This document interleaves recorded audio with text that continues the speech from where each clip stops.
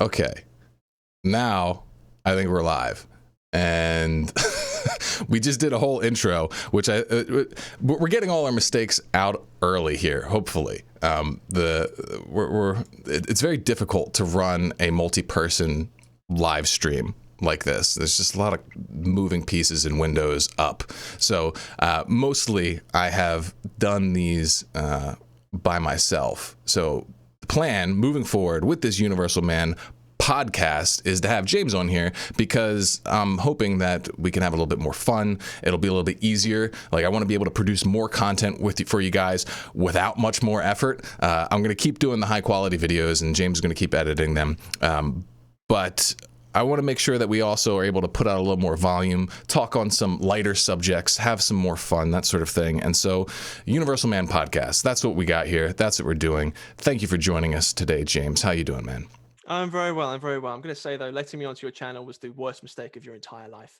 But you'll realize that in about 10 minutes time. But honored to be here. Thank you, Mark. Well, I can always just kick you off and make it a solo show again. I can go scrounging through my followers till I find another poor British boy who's just, he's just so enamored with my content that he'll come and he'll be a little slave for me, and it'll just be wonderful. So, I mean, you're replaceable. That's all I'm saying. You're replaceable. I love you, Daddy Mark, so much, except I can access all the stuff in the Reforged Man course. So, like, oops. Guess the PayPal might be switched around on there, I guess. You better watch it, man. I know where you live.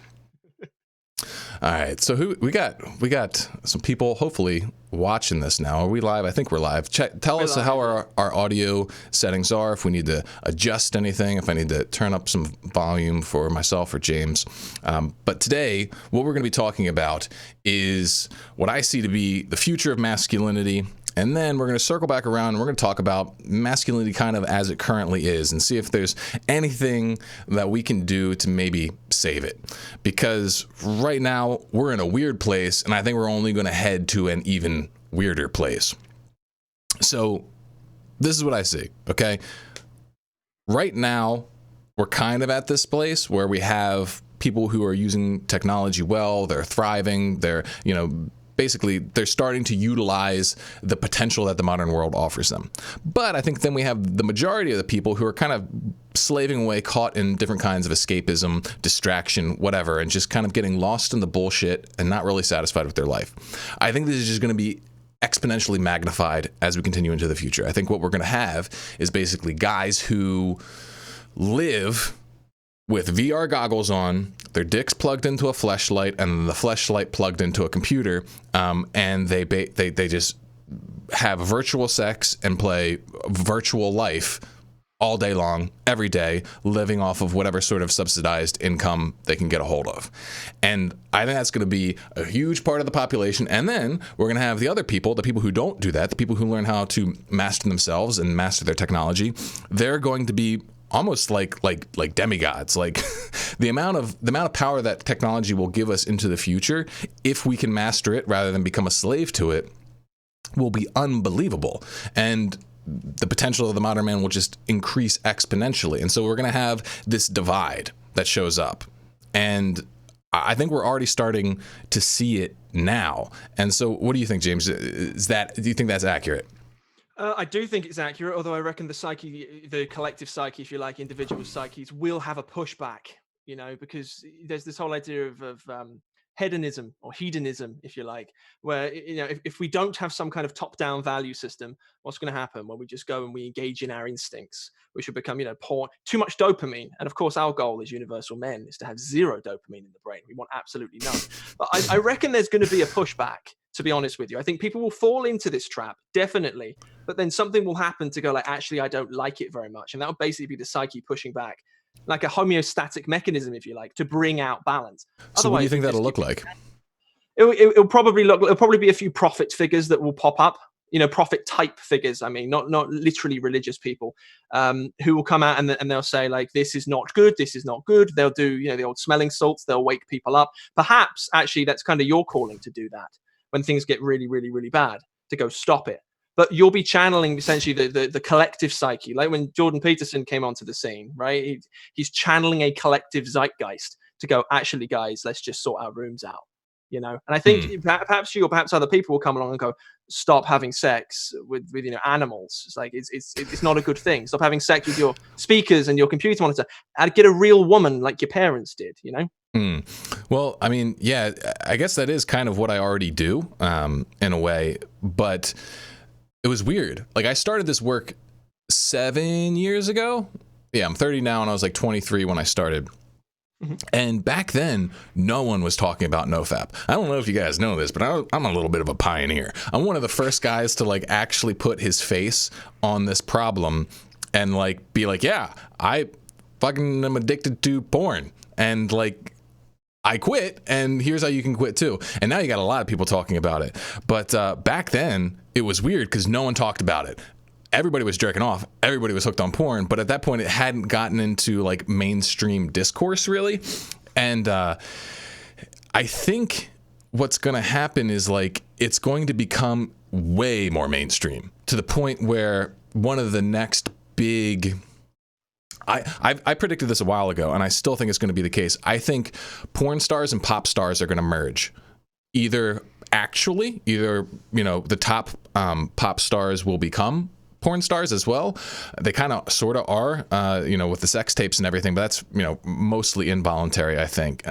Involuntary, I don't know. Some people definitely do it to boost their career a bit. But like, it will happen at least synthetically, to the point with like deep fakes and CGI and that kind of stuff, where like you will basically be able to download your favorite pop star whatever and virtually have sex with them via your USB fleshlight and your VR goggles. And that's what's going to happen. And like that's like you could think of it as like the ultimate anti-anima, maybe, like the like the horror of Babylon, like made massive. Like who did it perfectly? The what was it? The new Blade Runner, where he's got that AI woman that he's like has this fake relationship with. It's going to be like that. It's like absolutely going to be like that. And men are going to live totally addicted to it. They're going to be ciphers. They're going to, from the Matrix, they're going to be the dudes that just say, you know what, keep me plugged in. This is way better. This, like, you know, feeds me everything that my primal brain wants. And as long as they repress that little part of their spirit that says, hey, this is bullshit, hey, I want something more, as long as they squash that part well enough, and who knows, maybe the government might even provide you with the drugs to do that, then it's just, we're gonna lose so many people. And it's I don't know, I think it's kind of scary looking at the direction we're headed, but I do have obviously a tremendous amount of hope that we can dodge this, especially if we've got people talking about it. Yeah, it's interesting you say the anti-anima. I think you're spot on. So you've got one of your metaphors, one of your millions of trademarked metaphors at Universal Man, by being plugged into life, right? That's what the anima does in the psyche from a Jungian perspective. It's meant to plug you into life itself. So it's not, people like to think of the anima, like you see it in literature and stuff like that, as the love interest or something sexual. It's not by nature. It's just that which inspires the inner man within you to engage with life properly. So if you've got your weird people sitting there with their goggles having sex with their computers, they're thinking they're plugged into life when actually it's the complete opposite thing. It's the definition of poor anima development. And the way you get around that, I mean, you can do multiple things. You can either have a top-down value system on people to go like, no, which would be more of a religious structure, I guess, or more scaring people. Or you could just say to people like, do you really want this? Like, does this actually give you happiness? Really? And many people, which saddens me to say, I think they'll go and hit rock bottom first. Then they'll realize things are really, really, really bad. Then the psyche will respond. And then the prophets can come in as well to help that. And I use prophet technically to raise everybody back up again.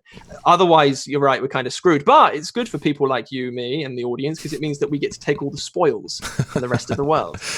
Yeah, I mean, like, I'm not happy about the path of the future, but I think I'll have a career. And you'll be the richest man alive, dude. You encourage it, please. No, if I could make money doing something else, or if this wasn't such a problem that I would love it if I didn't have to care about this problem and I could just focus on other things. That'd be great. But like right now, it's just what I think is important. And shoot, there's something you just said there. So I mean, it is going to be a weird sort of scenario when people start waking up to this, because I mean it's sort of happening now with people quitting porn and realizing, hey, this thing is holding me back. But I think the thing that does inspire me about all of this is that you can't just ask people, hey, do you like this? Is this really who you want to be? If that's all you've got, they're gonna be like, well, no, it's not what I want to be. This isn't really what I like, but I don't feel like I don't have any choice. And that's why, where I get actually really interested, is that like you have to actually become stronger. We have to literally evolve as humans. We need to evolve our socialization mechanisms. We need to evolve the way that we relate to ourselves, the way we manage ourselves. We need to become more powerful. And otherwise, we will simply succumb to the things that seek to influence us via our primal programming. And that's basically what the modern culture is. It's like any time that you open up your cell phone, you are opening yourself up to the psychological persuasion of massive multi-billion dollar companies that have invested an insane amount of money, time, and research into figuring out how to get you to do what they want you to do. Like, it's insane how much social engineering has gone into the development of social media, into the development of smartphones, all of this kind of stuff. And like, then beyond that, you just have like basic like persuasion techniques like used in the media and in terms of the sales copy, into the buttons they press, the emotions they inspire inside of you to get you to click, to get you to think, to do all this kind of stuff. And so it's like, unless you know how to wade through all of that and maintain at least a semblance of your own autonomy and intention and that sort of thing, then you will end up being played. That's the bottom line, is that if you're not consciously playing the game and you're using technology to serve your ends and that sort of thing, then you're being played by someone else. You're being used by someone else. You're part of their plan if you don't have your own plan and know how to execute it. And so that's what's exciting to me, is to teach people how to move into that sort of state. I love that as well. Really love that, because I was thinking the other day, talking with some friends about what the definition of masculinity was, which is kind of on point for what we're going to talk about. I'm not actually sure you can define it and everyone can agree on it. It's kind of an intangible thing, like define what love is, for example. It's quite it reduces it down. It's a reductive thing. But I think it's boundaries, something like that. Being able to draw boundaries around yourself and other things so that you can set up standards for yourself. In a way, it's that masculine thing of going like, no, basically it's standing up and saying no, so that rather than falling into things, it's not so much taking a red pill and waking up to the ways you're being abused, because that leads to things like paranoia and conspiracy theories and everything else. It's literally a case of just the self-respect to say, this is what I want to do. This is my calling. So to fall into someone else's frame is kind of weakness in a way. What do you think a man actually is then in this case? I define like masculinity as the man, as basically a strategy. Masculinity is a psychological strategy that lets you work in harmony with a male biology. Mm-hmm. That's what I think it is, like a typical male biology. So it's like, as a male, you have testosterone, you've got a sex drive, you've got all these things. These are big buttons that people can use to manipulate you. And if you don't know how to use those energies yourself to serve your interests, your intentions, then you're going to struggle. And so basically it's like, I see this a lot, actually. A lot of guys, definitely, overwhelmingly, guys who struggle in life, they gravitate toward a female psychologist, and then they learn how to manage themselves from a feminine perspective. And it just doesn't work, because you have to learn how to be a man from men. You have to learn how to interact with your masculine psychology as a man. The same strategies don't work. Like for example, I was just talking to a guy the other day. He was mentioning how like he's been working on some issues, and he's working on trying to become more vulnerable and stuff like that. And I was like, wait a second, do you have a female psychologist, a psychiatrist? And he's like, yeah. I'm like, well, clearly.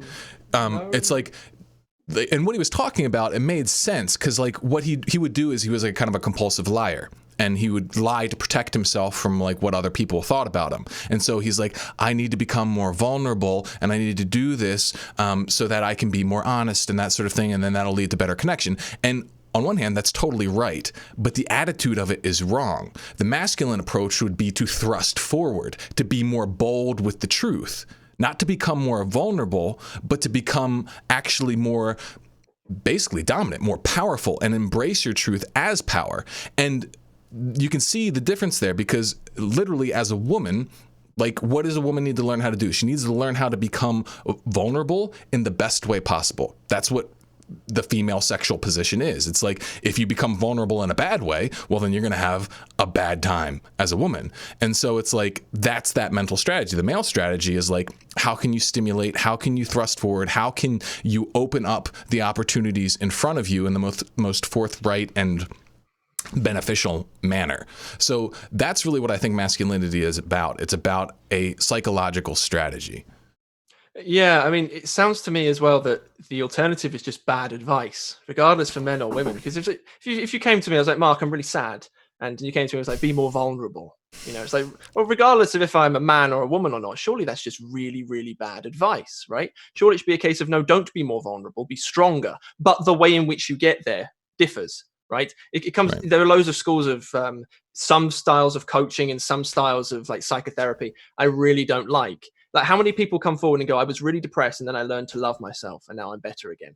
And for how long? For what period of time? It doesn't mean anything. It's not scientific enough either, I guess. So I don't know about what specific differences would be between a male and a female in terms of getting from point A to point B in terms of personal development. But I guess we can say that all of that is just shit advice. Well, I don't think all of it is. I mean, like I said, like, it made sense and it was the right angle. It's just, I think it is the attitude, because what it comes down to is, how do you respond to your emotions that come up inside of you? So as a man, you have to learn how to develop dominance. That's considered a masculine trait. Why? Why does a man need to learn how to develop dominance? Well, for multiple reasons. He needs to learn how to develop dominance because his sex drive is so damn powerful. And so if he doesn't learn how to, like, essentially master it, to be in the dominant position of it, well, then it will master him. And then, you know, basically that's where most porn addicts and people like that are, is that they are completely dominated by their own sex drive. And you actually end up becoming a weak, kind of simpering person, or a raging maniac with it. Mm-hmm. And so it's like, that's one piece of it. And then additionally, you need to learn how to conquer. You need to learn how to set goals and achieve. And that's the whole, status hierarchy thing. It's like, you need to acquire status if you want to reproduce and that sort of thing. And so it's just, all of that stuff, I would say, is, pretty overtly masculine in the average case.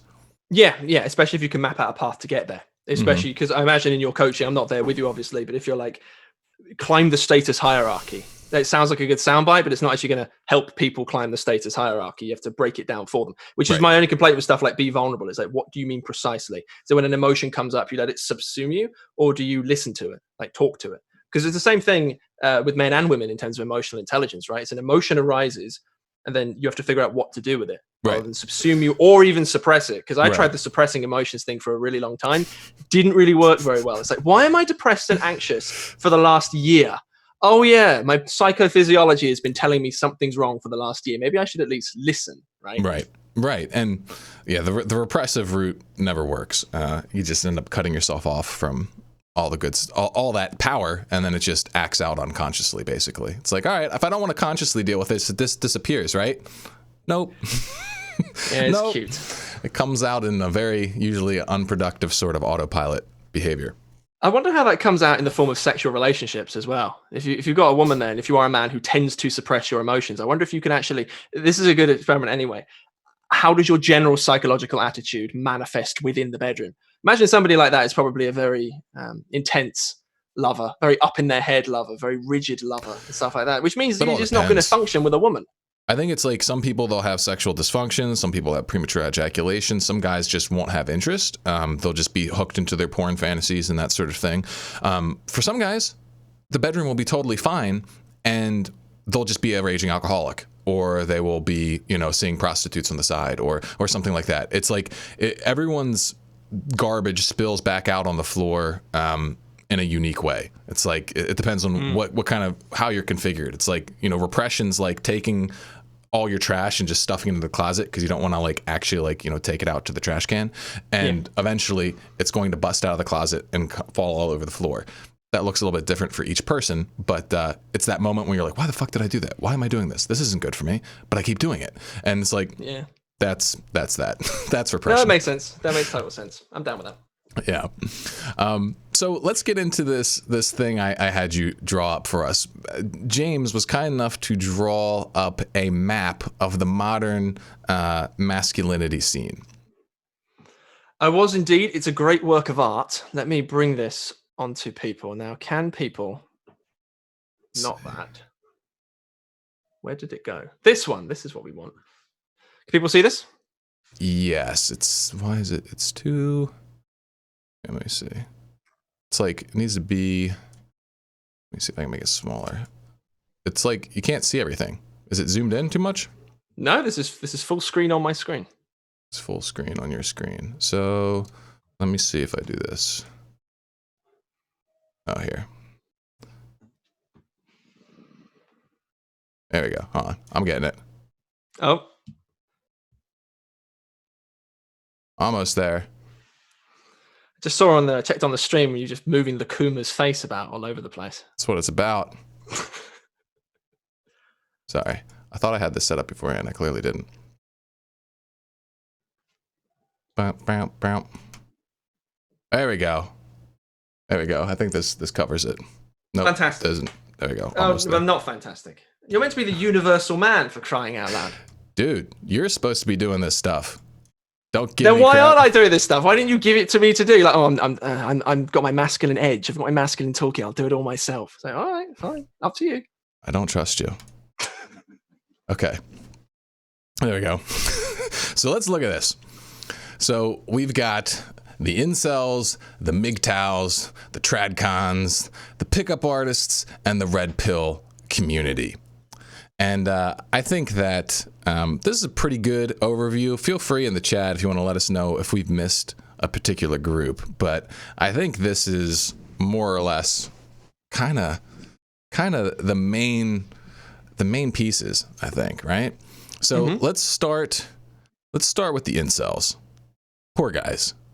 I feel on one hand, like I feel tremendous sympathy toward the incel community. Basically, for you guys who don't know, the incel stands for involuntary celibates. These are the guys who feel like they can never get a girl and they never will get a girl. And so they pretty much embrace a life of jerking off. And they think that's the only option. They think that's the best option. And often this kind of spirals into some sort of nihilism as well, I would say.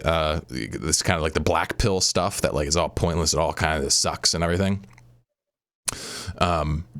And yeah, what is your take on the incel community, James? Yeah, they're kind of a bottom of the social hierarchy bunch, aren't they? They're not exactly having a good time, although they like to make out like they are having a good time. Oh, well, to be fair, that's more the MGTOW community. The incels, I guess, know they've been dealt a bad hand. Some of them genetically, they are just genetically unfortunate people. They're not the most physically handsome men, although most of them could be absolutely fine. So, I mean, it depends how deep you want to get in terms of psychoanalysis, and it wouldn't be on an individual basis either. It'd be broad brushstrokes, which might be a bit reductive, but they're living in their shadows. They don't want to make themselves a better person, essentially, that would be worthy of the woman or the anima, if you like. So what they do is they kind of remain in a state of projecting that shadow. The fact that they are not developed, so they push it onto the world and go, well, society is bad. It's not fair. I'm just naturally screwed. Of course, this is not the case. It doesn't make sense from a social perspective. It doesn't make sense from a historical perspective, an evolutionary biology perspective. It's kind of sad. Regardless if they're right or wrong, and I guess most people watching this will agree that they're not incels and they're probably wrong, it is kind of a sad, sad state. And I guess I don't like to see people in that state. They shouldn't be suffering like that. So I guess our job is to help pull them out of that, I guess. Yeah. And so the big thing, I think, with the incel community is that, like, they've bought into the idea. I think they basically identified their entire worth with their current status along the popular status hierarchies. Basically, they say, if I'm not traditionally good looking, I'm not traditionally, rich, or I'm not having sex or getting attention from traditionally beautiful women, then I'm bad. That I'm actually bad. I actually suck. And that I would rather live in a fantasy where I'm getting that attention instead of actually trying to live in reality. And so I think the big thing they have to recognize is that, like, you don't need to do that. You actually can have worth outside of traditional, like, status hierarchies, traditional good looks, money, and even just, like, you know, your partner. But I think the reason why people get so stuck is because they basically spend years of their life worshiping that hierarchy. So basically they'll scroll through thousands of women trying to find the most beautiful, and then they jerk off to them. And what they're doing is they're programming their brain to think, that's what I need, that's what I need, that's what I need, that's what I want, that's what I want, that's what I want. If only I could have that, then that would be perfect. If only I could have that, that would be amazing. That would be my heaven. That's my heaven. That's my heaven. And that's what they're doing every single time that they're jerking off to this. And so basically, if they want to be happy, chances are they need to deprogram themselves from that. Because, you know, if you're just, you know, put it plainly, if you're genetically unfortunate, you're not going to probably have a supermodel partner. And the immediate reaction to guys who are, like, so down this rabbit hole is that, well, then that means I don't even want one. Screw it. You know, and I see this with a lot of guys. It's like, if they can't have a perfect 10, then clearly their life isn't worth living. And that's just not true. It's not true. I mean, like, it's just, like, historically, it's not true. I mean, it's all, a lot of it, like, I hate using this word because of the people who've appropriated it so badly, but, like, it's social construction. You know, it's like, you look at the paintings of beautiful women from the past, you know, they don't look like the beautiful women of today. A lot of it's just taste. A lot of it's just, how do you condition yourself? How has society conditioned you? And so if you can recognize that, and you can realize that, like, a lot of this is just in your head, and that you can deprogram yourself, well, then you can find yourself a great partner, really. I mean, that's kind of the heart of it, is that you can find a wonderful partner, and you just have to recognize that it's not going to be along, you know, the movie star kind of, like, path. And in a lot of ways, you can actually find a lot more freedom when you escape that popular psychodynamic or status hierarchy, and you start living in something that you create from your own authentic values. And so, I mean, that's really what it comes down to. At first, it shows up as humility, but then it's freedom and power. You ever see that person who, like, you ever see the couple who, you know, neither of them are, you know, particularly good looking, maybe they're a little out of shape, maybe they're downright ugly, but they're just, like, in love with each other and so damn happy. It's like, like, why is that not okay? Mm-hmm. Does that, am I saying something crazy here? Does that make sense? No, that makes total sense, dude. I think you hit the nail on the head when you're about the whole social construction thing. Incels, in many ways, are just basically postmodernists without knowing it, because they're denying biology in a way. You know, and there's like a coping mechanism. The same thing sort of overlaps with the MGTOW guys. It's like, we don't need women, or women are bad, and all of this stuff, and we can sustain ourselves. It's nonsense. It's denying biology. I'm not saying you necessarily need a woman to make you complete and to make you whole. However, for optimal biological development in terms of reproduction, which your psyche will trigger in you to do across your lifespan, and optimal psychological development at the same time in terms of that animus dynamic, then you should be engaging with the opposite sex. You shouldn't push them all away, half the planet, and then turn it back on yourself and go like, well, it's because I'm not good enough. But if there are any incels watching, complete compassion to you, my friends. I don't want to see you suffer. You are wrong, I'm afraid, but that's okay. We all make mistakes. I guess the biggest invitation, you can tell me if you agree with this or not, Mark, is to engage with life, actually. Is to get out of your basement and to go and engage with life. Because from a biological perspective, you need to have good, happy hormones going through your head, like dopamine, like serotonin, and not being completely hooked into those high dopamine materials like pornography, for example. You need to have those good status ones at the same time. So I wouldn't normally recommend someone to do this, but follow what Joseph Campbell said and follow your bliss for 2 months, 3 months, see what happens. So that way you get out of your head, because you're all up in your damn head thinking you've sussed it all out with all these ideas, and you think you know yourself when you don't. And really, you should go out into the world and engage with life properly. Even if that's go traveling somewhere. You don't have to worry about making money. Just do something that ignites your inner fire. That will get you out of your head immediately, as far as I'm concerned. Yeah, I think a lot of these guys probably have to go through a dopamine detox, though, first, because I think they're probably hooked on their escapism. in many cases. So yeah, there'd be a bit of an uncomfortable period, but eventually, yeah, you gotta start pursuing some meaningful status. You gotta start feeling good about yourself, and you gotta figure out what is meaningful to you. And you're not gonna be able to figure any of that out if you're just bombarding your brain with porn and video games all day. So I think that's pretty much the incel. Is there anything else you wanted to say about them? No, I mean, obviously there's nuance to this. You can have incels who are just really sad incels, and so they probably are falling into the whole porn trap, or you've probably got the more black-pilled or doomer incel types who won't engage with that type of thing, and so they just sit and sort of scheme and tap their fingers together and go like, oh, well, the life's crumbling around me and that's okay. And all this stuff. So it depends if you've fallen into a pathology or not, I guess. Sure. If you want to be there, then go ahead, do your thing. Like, I don't care. I'm not going to tell you what to do. But like, if you're an incel, feck off, get off this channel. No, if you like own it and you're like, this is who I want to be, well then do it. Fine. It's your life to ruin. I don't care. Like, really. Jesus Christ. That's the happy Christian mark coming out. I love it. No, that is. It's like you have free will. You have the ability to make whatever life you want, and far be it from me to judge what decision you make with it. You know, I might think it's a shitty decision, but if you like it, good on you.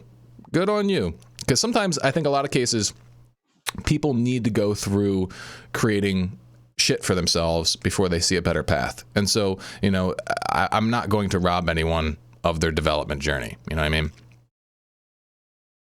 Completely agree. All right, let's go to the MGTOWs now. And actually, here, let's go off split screen. We'll just come back to this when we go to the next one, so we can have people seeing us. So we can have people. Right, where is my stop share? There we go. Okay, so let's talk about the MGTOW guys. So MGTOWs are men going their own way, and these are pretty much the MRA types, the men's rights activists types, right? And again, I'm kind of split on these guys. I think the MGTOW guys are, on one hand, they got a lot of points. There's a lot of bullshit that men need to be deal with. But I also think they're kind of whiny bitches too. Like, I think they definitely like play the victim card super hard.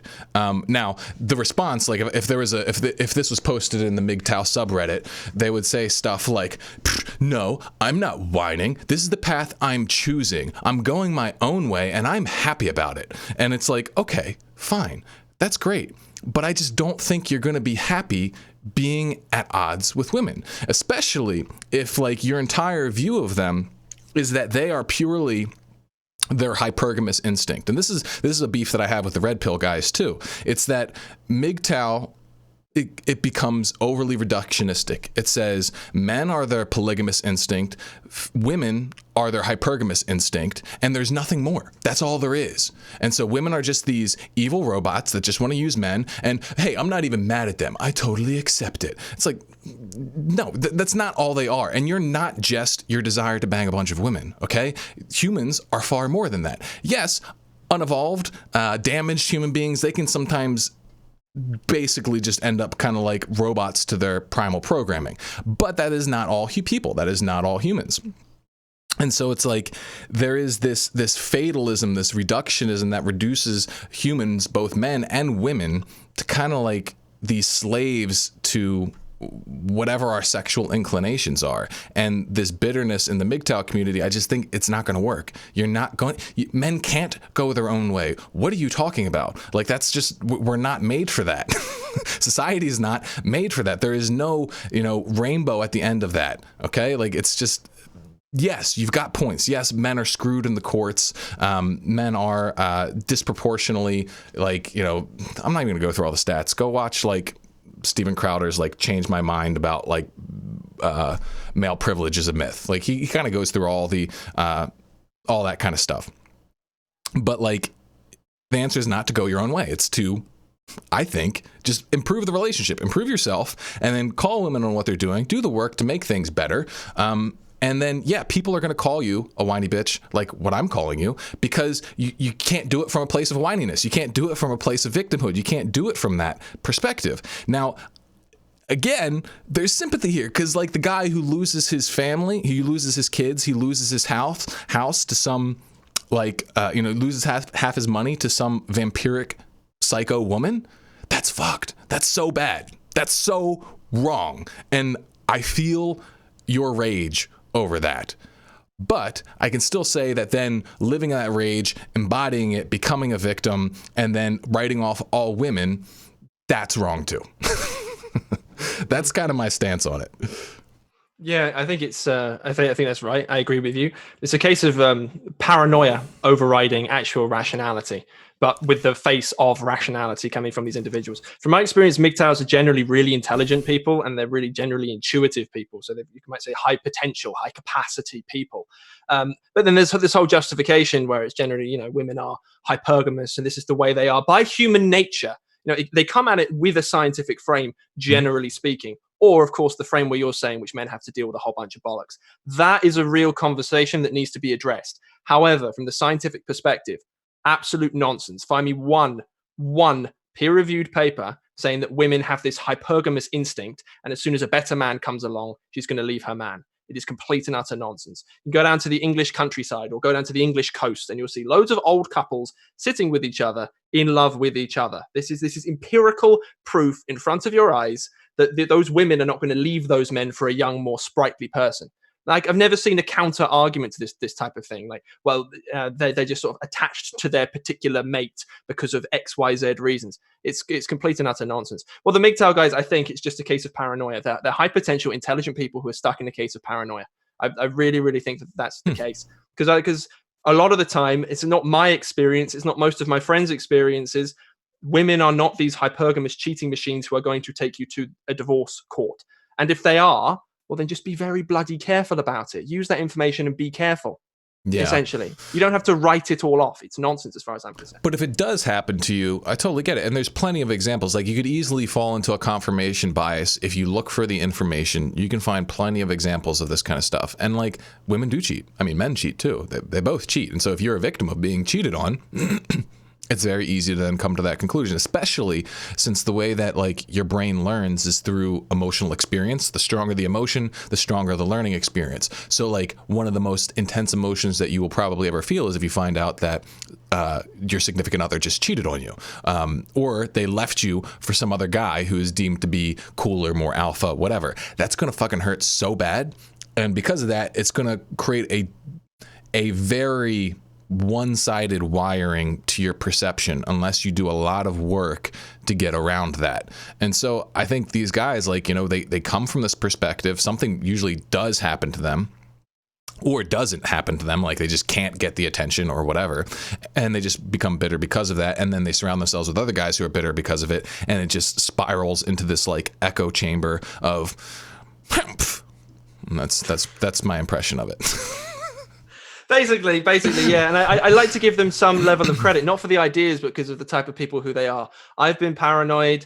I've been in the whole conspiracy mindset, because lots of them, it's very easy when you start pushing on the MGTOW frame to go down into conspiracy. Western civilization is doomed. We're all decaying. We're all going to end. It's like, no, dude, calm down. Look around you outside. Get off the here's an experiment. If the piece of advice for the incels is engage with life, here's for the MGTOW people. Do an internet detox for a month and see how you feel. Literally, just get off the internet. And so all these ideas which your good brains are going towards, you won't have them anymore. Then you realize, actually, I do have an attraction to this woman, and she's attracted to me. Loads of people around me are happy in relationships and married. The idea that suddenly all of these people are going to sort of fall apart and decay is nonsense. You have a massive amount of agency over that. So why not go and live it? That's the point. It's calling to you in your biology. It's part of the hero cycle, for crying out loud. Sure. Slay the mother, slay the father, get yourself within a peer group, and then go and find yourself a nice, attractive woman. That's that. It's not that difficult. Yeah, I mean, it is if you think it is. That's the problem, right? That's the guys I work with. Paranoia, is the guys, yeah. Well, not even paranoia, just your belief system. Like, if you don't have any experience of climbing a hierarchy, you don't have any experience of developing yourself psychologically, physically, whatever, then you're playing a game that you have no experience winning, and you don't know how to do it. Like, there's a lot that goes into that. All right, say you're skinny, fat, underemployed, with poor social skills. How do you fix that? That's a fucking overwhelming thing. It's like, I don't know how to do that, especially, and then you throw in a porn and video game addiction on top of that. Freaks guys out. I mean, it freaks them out. I think they get rightly overwhelmed. And that's why I make the content that I do, because I don't want, basically, I want to take away your excuse. I want to be able to say, hey, here's how you do it. Here's actually how you do it. And the reason I know is because I had to learn myself, right? Like, it wasn't easy. And so it's like, you can do this stuff, but it requires facing, I think, a lot of fear on the part of these kind of guys. But, you can do it. You can do it. And surround yourself with people who tell you that you can do it. I think that's why the community that you're in really matters, for sure. So I think that's enough on the MGTOW, guys. Here, let's bring up our wonderful little graphic here again. Oh, let's do it. Where's the screen share button? Let's see how quickly we can do this. Bang. Bang.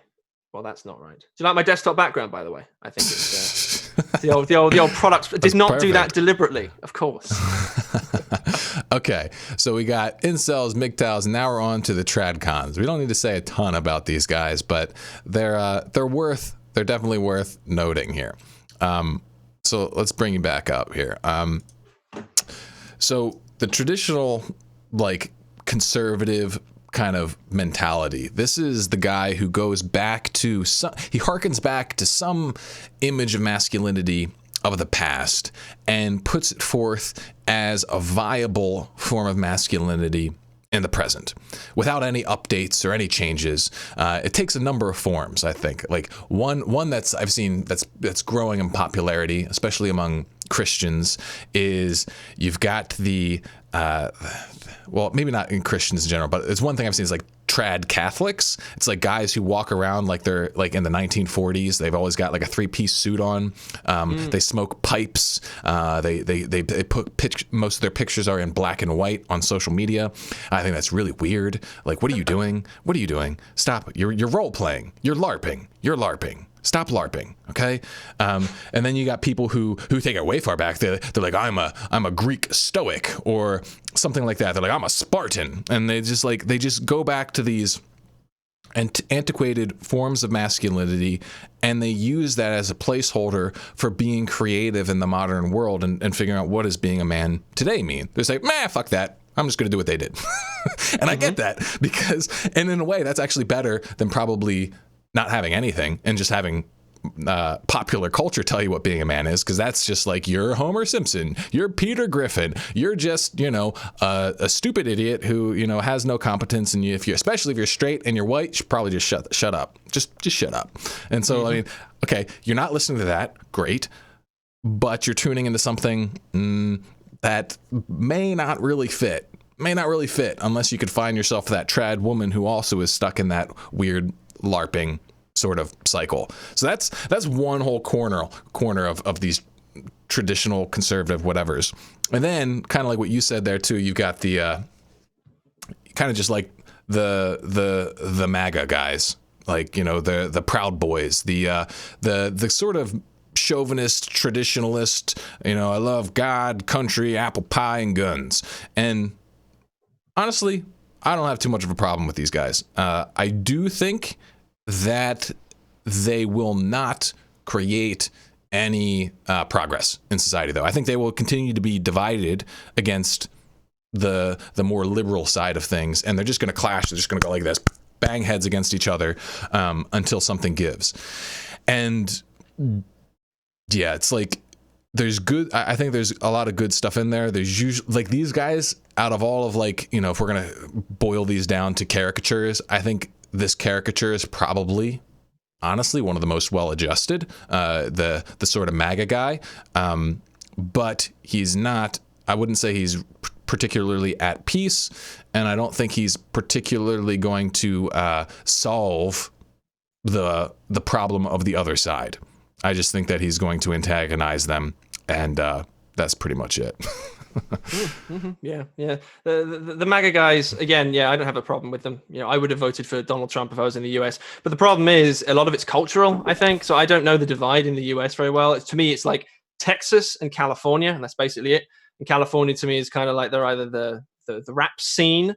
You got sort of like Dr. Dre over there. I said that's a thing, right? It's weird. It's actually like, the hip hop culture is actually, I would put that as kind of like the flip side of the MAGA guys, because they're actually very similar in a lot of ways. They're very kind of like, on machismo. It's about like, power a little bit. It's about traditional sort of like, usually they're not as liberal thinking, that sort of thing. They are on other sides of the aisle in terms of politics. But I think that's actually kind of like a moot point. But like, yeah, you basically just have kind of like tough guy traditionalists. That's more or less what it is, I think. And it's not bad. It's not bad, but it's not moving things forward, and you're going to be running into a lot of problems. Basically, all the people who have an issue with traditional masculinity. Yeah. Well, some of this can actually become quite dangerous from my experience and just theoretically, because if we were in the playground, Mark, I'd be like, you know what, let's play Pokemon with each other. But like, I'll pretend to be the trainer, and then I'll be the Pokemon, and I'll come and slap you or whatever. We play like pretend play as children do. It's a similar thing. Not necessarily for people who vote for Donald Trump. I've got to make that damn clear. It's the people who put on the face of the Achilles warrior type character. It's building a persona, and then you identify with that persona. But the problem is, when you build yourself a persona and you latch yourself to it, you stop growing. Right. It's actually a really dangerous phenomenon, and it can sort of keep you trapped. And the idea is we have masculinity as a code of conduct or a way in which you can behave, which is not correct. It's not the correct way developmentally through your biology how you should do such a thing. Masculinity is informed by your biology, by your instincts, by the archetypes within you, and it's also informed by your father. If you don't have a good father, or your father was absent, complete sympathy. I understand how you would fall into this type of thing, and it's not a good situation to be. It is a serious problem.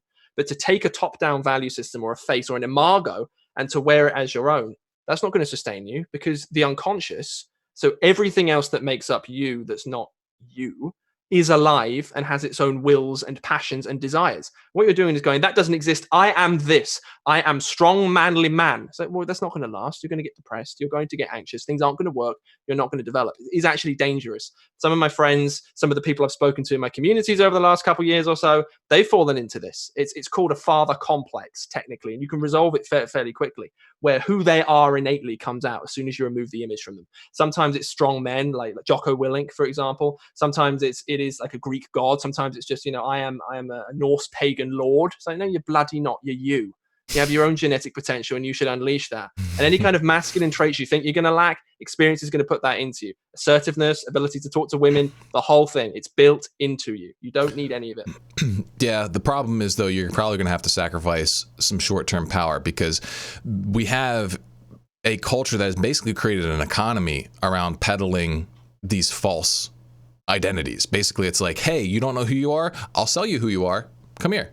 And like, think of how many accounts, social media accounts, all of their clout, all of their following comes from either hating Donald Trump or supporting Donald Trump.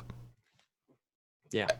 Donald Trump's no longer president. What are you going to do? No one cares, because that's the only reason anyone's following you is because you're talking about Donald Trump. It's like, you're not a real person. You're not doing real work. You're just spreading around kind of bullshit a little bit. And this goes for anyone who is basically peddling a caricature, peddling an ideology in the technical sense, where it's like you're only showing one narrow perspective of what you're talking about. So it's like, in many ways, like anyone who gets a following or gets some kind of whatever following one of these sort of masculine sort of caricatures we're talking about, like, they need to hold on to it. And for them to actually continue to grow and to become something more complex, more interesting, more authentic, then they're actually going to lose all the people that they roped in by peddling this caricature. So it's like, if you get a lot of followers hating Donald Trump, but then you start taking a nuanced view on politics rather than just, one-sided ideological emotion-based stuff, you're going to alienate all those people. And so you're going to be incentivized to keep doing what you're doing. And so this is a massive problem I see. It's like this whole thing where it's kind of like you've got these little demigods, which are these archetypes or these not fully archetypes. They're like these fractured pieces of like psychological story. And if you worship it and you sacrifice to this image, whether it's Donald Trump or Achilles or the growing Hitlerism or if like, maybe it's Bernieism, whatever it is that you're sacrificing toward, that'll give you power. It's actually true. It's like, it's like you sacrifice to this demon, you'll get some power. But there's a catch. There's a catch. If you sacrifice to anything but the true God, i.e. the truth, then you're selling your soul. You're going to be caught up in a contract where eventually you're going to wish you didn't do that. And so if you find yourself in that sort of situation, cut the ties and start thinking for yourself, start trying to actually question things, start trying to flesh out, start trying to actually do something real. Yeah. It's the technical term, if people are interested, for exactly what you've described, which I think is absolutely spot on, is ego inflation. And the point of it is you get obsessed with an idea. So it stabilizes you. So you can think of it as you have a personal myth that's built into your body and your own destiny that you're meant to live out. And what you're doing is you're outsourcing it to an idea and going, that's going to stabilize me. It's the biggest shame ever in many ways. I see it to happen so many people. And here's a litmus test, actually. Go on Twitter and tell me if you see real people. And real people are like, you can just tell, it's you can feel it. It's a resonance. They'll smile, they'll laugh, they'll say things that aren't necessarily in line with just Donald Trump's a great man or Hillary Clinton was a great woman. They're real people. Try and find them, because I can't find them on there, which is why I don't go on Twitter anymore. Yeah, Twitter is interesting. Twitter is it's weird. I really liked Twitter for a little while because I felt like it exposed me to all these ideas. And I still think there are legitimate people putting real stuff out, but just the way that the incentives work on there, where you have to pretty much continuously churn something out on brand to have a following, it just makes you become a parody of who you actually are. And excuse me, I think the people who do it authentically, they are on there and they are awesome, but like the amount of bullshit that's on there and noise and just like people, like you just get in your echo chamber and you just like, you turn to the guy next to you and he's in your echo chamber and you jerk him off, and the guy around here, he comes jerk you off. It's just a big circle jerk. And it's fucking disgusting. That's what a lot of social media is. And it's just, once you see it and you just don't want to see it anymore. Yeah. Well, if you walk away from it for a couple of days, you're like, what was I doing? I'm so weird. And with the brand side, like, it's very easy to fall in love with your own brand and become identified with it too. I tried that for a while where I was like, I've got to be the strong, valiant knight. So I literally started walking around the streets as a strong, valiant knight. So every decision that would come up, I'd be like, full suit of armor. Well, that's what it felt like. I'm not even joking. That's what it felt like. And a decision would come up. I'd be like, so what would Lancelot do? Well, he'd go, you're my fair maiden, but in a red-pilled sense. I'm not going to let you break my frame. It's like, what bollocks is this? Just go live your fecking life. That's a naughty word. But you silly sausage. Yeah. I mean, like, that's one of the things I've really tried to avoid with Universal Man. And that's part of the reason why I'm enjoying, I want to do this podcast, because I want to show more than just my teaching persona, which is what I show in most of my videos. But like, that's not all that I am. And I don't want people to think that that's all that I am, because I know there's a danger to them thinking like, well, he seems like he seems at least confident in what he's doing, and I'm completely unconfident in everything that I do. So maybe I just need to become like a one-dimensional person, like the way Mark is.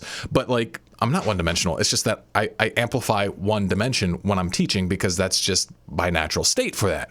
So, that's okay. You're allowed to amplify certain parts of your personality, and you can do that authentically. Just recognize that there's more to it. There's light, there's happiness, there's joy, there's humor, there's all these things. And like on Twitter, if I see like one more dude who's like trying to play the role of like, I'm the toughest, realest dude around, I'm gonna give you the real hardcore truth, I'm gonna show you how to be the most dominant guy. And like right now, what's his name? Cobra Tate, or the what's his name? One of the Tate guys. Andrew Tate. Andrew, yeah. He is, if he wasn't serious and I knew he wasn't actually like ruining people's lives, I would think he's fucking hysterical, because he is. He's got charisma, he's got this swagger, but he's so absurd. And like the person who goes and tries to top him, he's already out there. He's already trying to do it. And it's like, my God, like learn to be a whole person. Like, to be a man, you don't need to be just like grimacing and like chewing on like bullet shells all the time. Like there's so much to this. Yeah. Tate gave the game away. He did a video about James Bond or something, and he's like, I'm not like James Bond. James Bond is like me. It's like you've given the entire game away. The image is you. I've seen interviews with Tate as well, where like he's very different on an interview thing, where he's actually laughing and joking, whereas on camera he's like, kill everybody because I'm the best man ever. Well, that actually makes me like him more, because he's just playing the brand game. And sadly, like I don't necessarily agree with the brand game where it's like, you know, like I could have way more followers if I was purposefully, well, how would we describe it? If I was less articulate and more lopsided in my view, if I was less nuanced and I just like said shit that I knew would trigger people or I knew would seem very controversial, I could be way bigger. But the problem is that would just be inauthentic, because I know that that's not the way it is. I know it's more complex than what I'm saying. But the problem is you're rewarded for being stupid today. You're rewarded for putting a less nuanced view on things. And I was worried about where society was heading at a certain point, especially during like the 2016 election and leading up to it.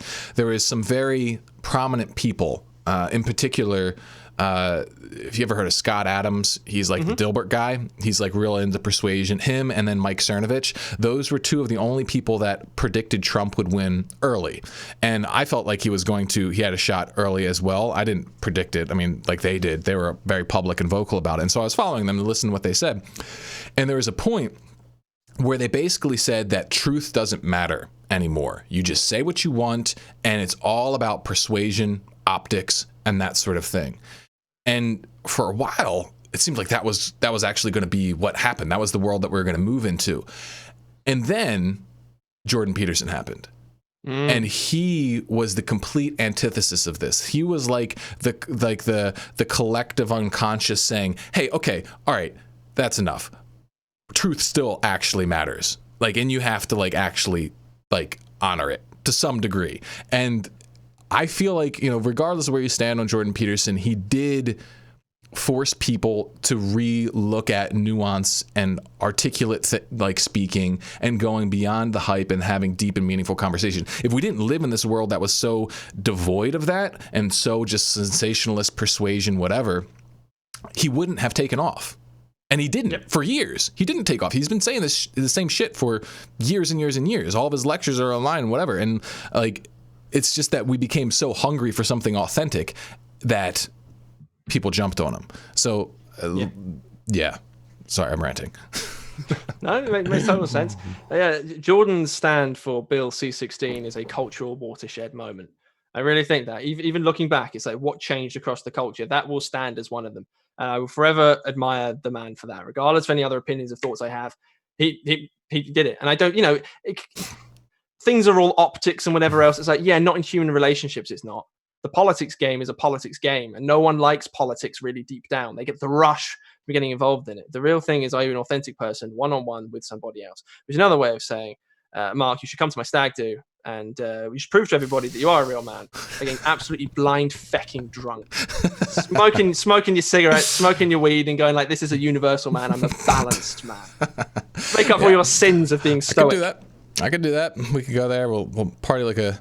What kind of beer do you guys drink over there? What's like are you guys inundated with craft beer as well over there? Yes, and you can never have too much craft beer. Craft beer is the best. I've had too much. It's possible. You're all blurry now. Why are you all blurry? I'm all blurry now. It's because you mentioned alcohol or something. Satan, stop this stream.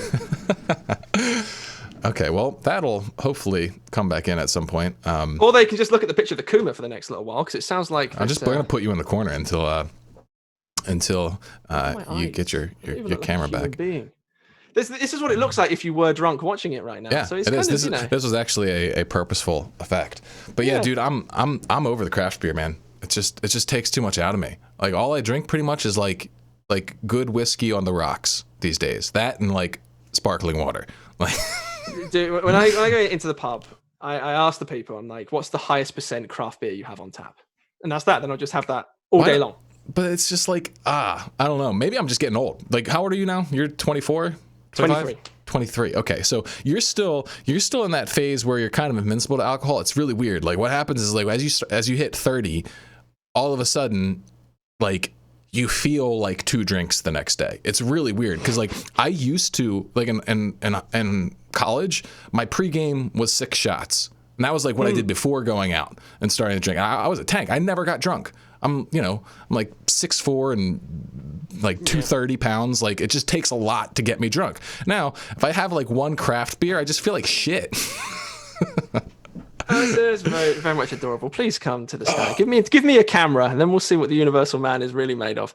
It's right next to a cathedral. You love your Christianity. I'll see you there trying to find saints' bodies and things and dig them up and take them home. I'm no interest in doing that. Thank you very much. All right, let's get back to our topic at hand here. We have, Bing, there we go. There we go. Okay, so we got through 3 of these. Now we're on to the pickup artists. Can we really say that the pickup artists are different than the red pill community? Aren't they the same thing, more or less? Well, the red pill is kind of like a spectrum, aren't they? So I tried to define red pill as like 3 dictums, men and women, different psychology. You've got to wake up to it, and marriage is kind of a huge problem. The pickup artists are the guys who go down the spinning plates route. Because, of course, you've got Rollo Tomasi, who is married, and he's kind of like the father of like the red pill thing. So there is sort of a separation there between the two, right? Wait, Rollo's married? I'm pretty sure he's married, isn't he? I have no idea.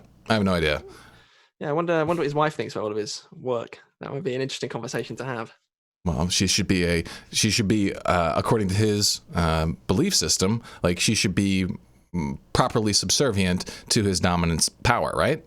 And he's a very, very, very dominant man, I'm sure. I'm sure if you get him outside, he's going to overpower you. Like those weird people you were talking about on Twitter where they're like, oh, I'm the alpha male. I'm the alpha male. You get them in real life, and it's like, what are you doing? No one wants you here. Go away. Again, it's like one of those things where it's like, all right, how much of this is real?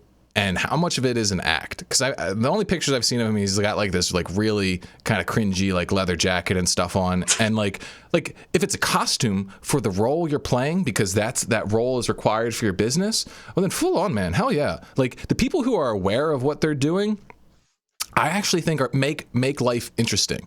Here, let's bring you back here on the split screen. I think they make things interesting. Like, do you know who the MMA fighter Colby Covington is? I do not, because I sit and I read books all day. Because I'm intellectual. No, you're just a little weenie who doesn't like watching dudes fight, which is wrong. What is he, like sweaty men rolling all over each other? What's wrong about that? Yeah, it's just no, that's exactly awesome. But anyway, this guy named Colby Covington, he's got a persona, and he wears like a MAGA hat. He walks around with a Donald Trump like book, and he just like speaks like Donald Trump, and he's basically playing the heel. Okay. And he's gotten a huge following from doing that. And I think he's hysterical. And people have told me, like, or not people have told me, I've seen people talk who know him, and they say that, that's not who he really is. It's an act for the camera. I think that's great. But like the problem is like, like for Rollo, for example, like is it an act? 1, and then 2, like, what happens to the people who don't know it's an act, and you're actually putting out compelling speech and conversation that might think people that they need to be like you? And then, is that ethical?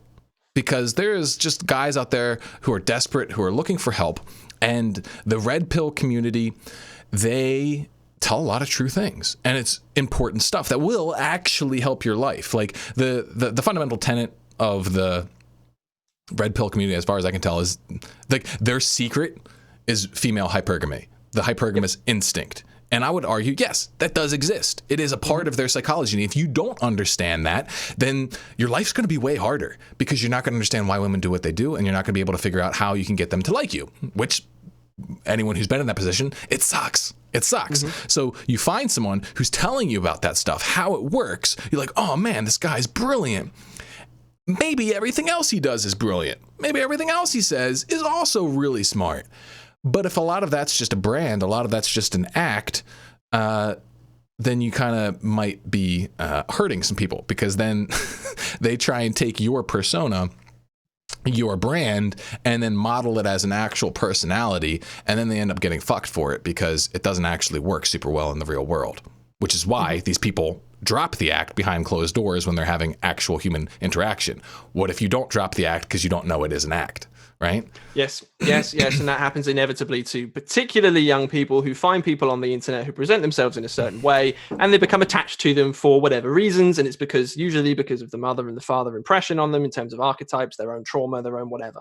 So that's inevitable with anyone, which is why any kind of content creator has to be responsible when they're doing it. Otherwise, you think you're being cool and you're getting views and clicks. No, you're not. That doesn't matter. You're actually hurting people. When it comes to the red pill, I think that there's obviously there's a spectrum to it. So I'm not going to reduce everything down. I think some of it's really, really good. It's basically layman's version of evolutionary psychology, which you aren't told in school for whatever politically correct reasons. Fantastic. That's absolutely great. Then what you have is a philosophy built on top of it. Right. That's where I depart. It's like, okay, you've got the scientific facts. The conclusions are the problem. Yes, exactly. Yeah. You got the evolutionary psychology, and then you've got the philosophy. The philosophy, for example, the iron rules of Tomasi, or you've got spinning plates and all of this stuff. It's like, nope, that's completely separate. That's what you've chosen to take the facts and build a philosophy on it. I choose to take the facts and go the complete opposite way. I use it as a tool in order to, it helps me with my relationship with my fiance, for example.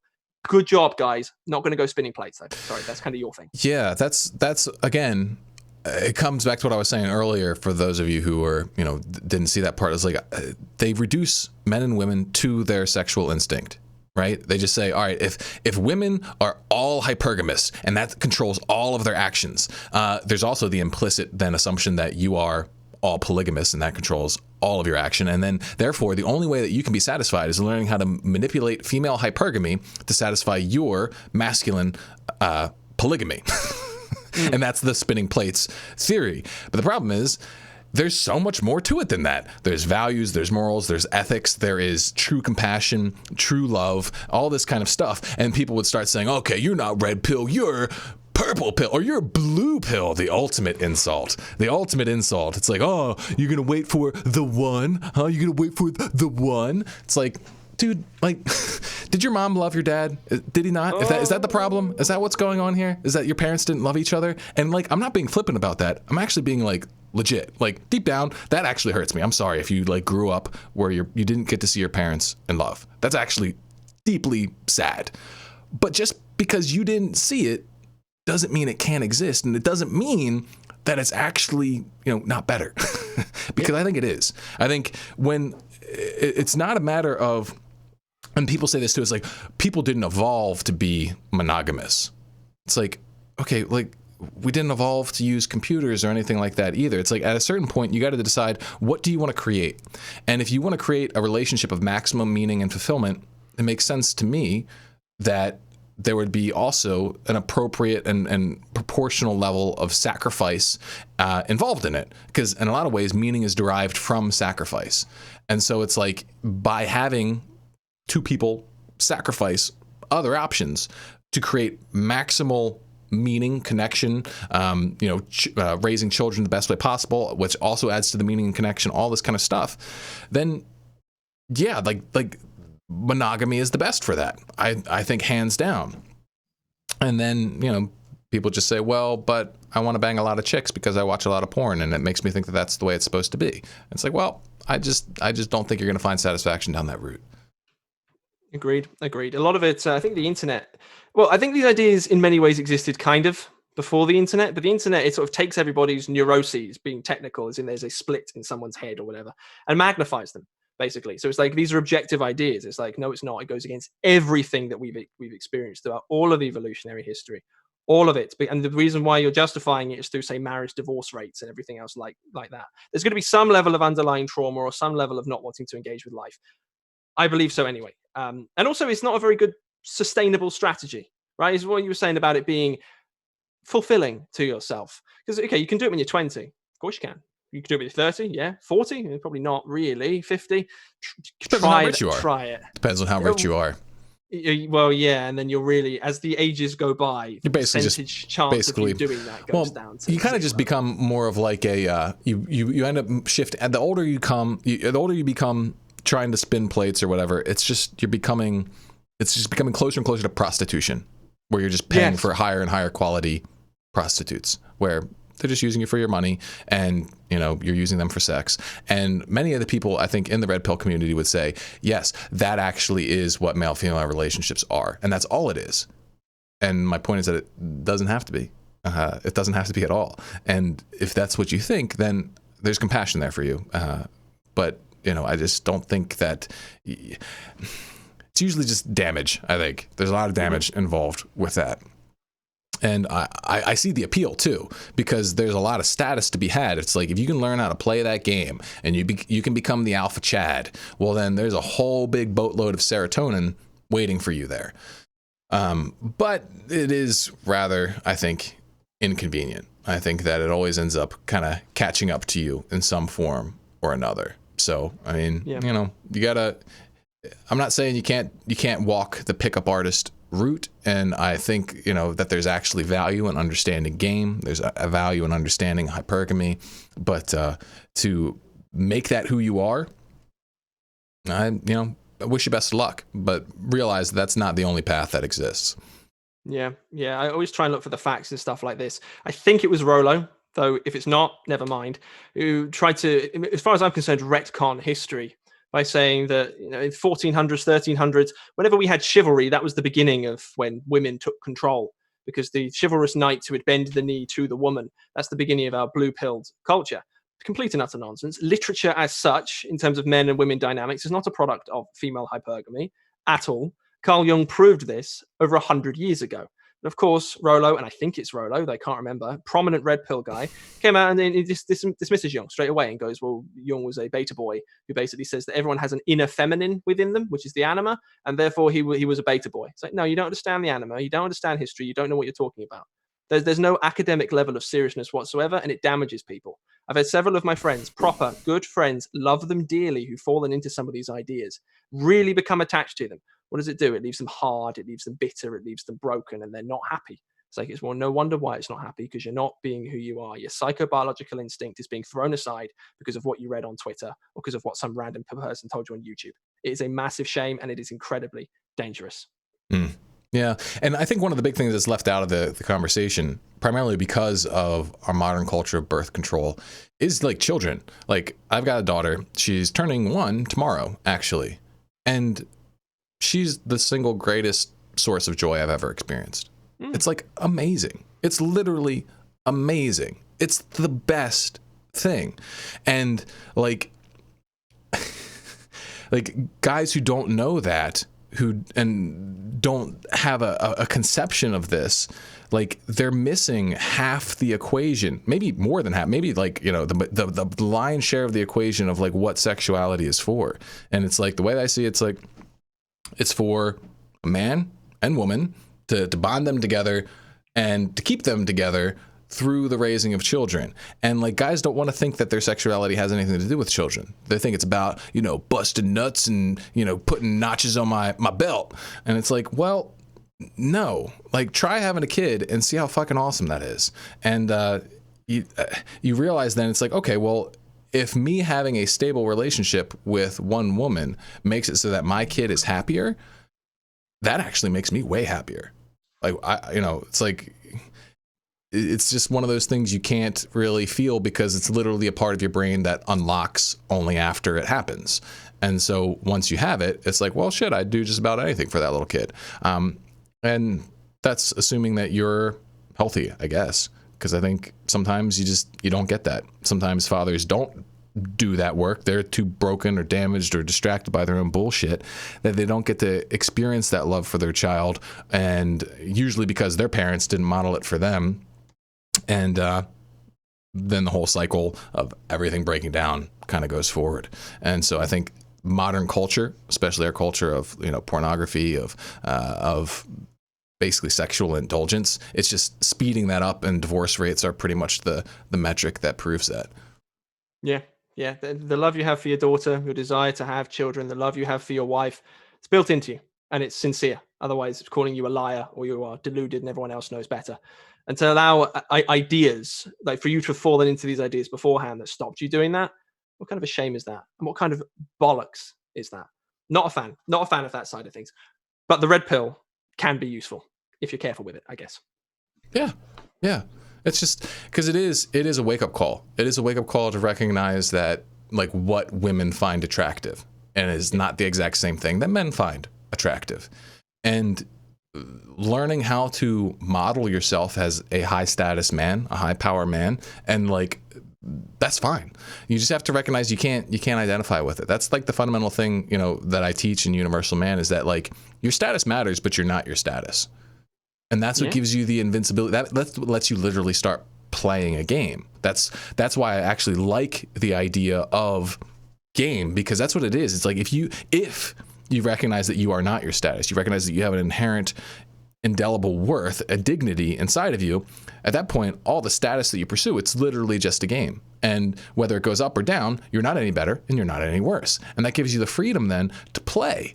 And as you play that game, you become more attractive, you gain higher status, you gain more resources, all the doors open up for you. But if you go at it from the mentality that you are your status, well, then it becomes no longer a game. It becomes a very dire circumstance where there's a lot of stress, there's a lot of worry, and even if you're doing great, you always have the fear of it going south and then you becoming nothing and hating yourself. And the people who think they're on top now, you might be on top now, but you're not always going to be on top. You're going to have a point where your status is threatened, and then all of a sudden that insecurity, that discomfort or whatever that you thought you conquered by becoming a tough guy, it's going to start welling up. It's going to start welling up because you realize that you've built your identity around this fluctuating economy of basically mental points.